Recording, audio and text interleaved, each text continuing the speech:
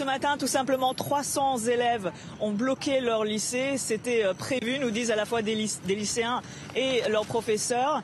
Ils ont bloqué le lycée. Les forces de l'ordre sont arrivées très rapidement sur place pour essayer de les déloger, d'ouvrir le lycée de force. Mais les lycéens n'entendaient pas se laisser faire, ont tenu face aux forces de l'ordre. Les professeurs, des parents d'élèves, des élus locaux ont essayé de faire les médiateurs, de jouer les médiateurs, d'empêcher les violences. Mais cette fois-ci, ils ont échoué, contrairement à vendredi où ils ont réussi à négocier avec les élèves pour qu'ils se calment. Et aujourd'hui, ça n'a pas fonctionné. Les élèves étaient excédés par ce qu'ils estiment être l'attitude des policiers face à leur soulèvement contre la réforme des retraites.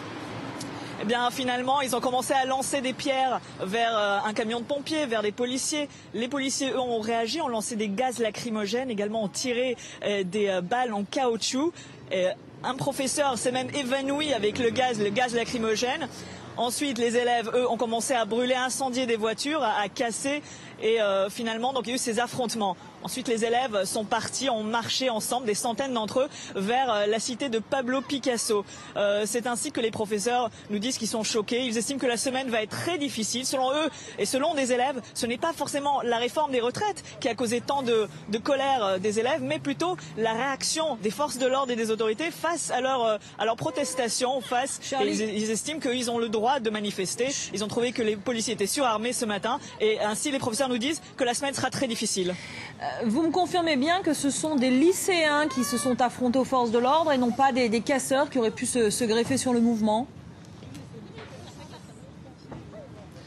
Alors, à cette heure-ci, évidemment, tout s'est calmé. Mais oui, les professeurs, les élèves nous disent que ce sont des lycéens. Les professeurs ont assisté, sont venus vers nous. Ils ont dit, ne dites pas que ce sont des casseurs. On les connaît, ce sont nos élèves. Ils sont très en colère et ils estiment ils n'ont pas été entendus. Et ils craignent un peu de nouveaux incidents dans la semaine.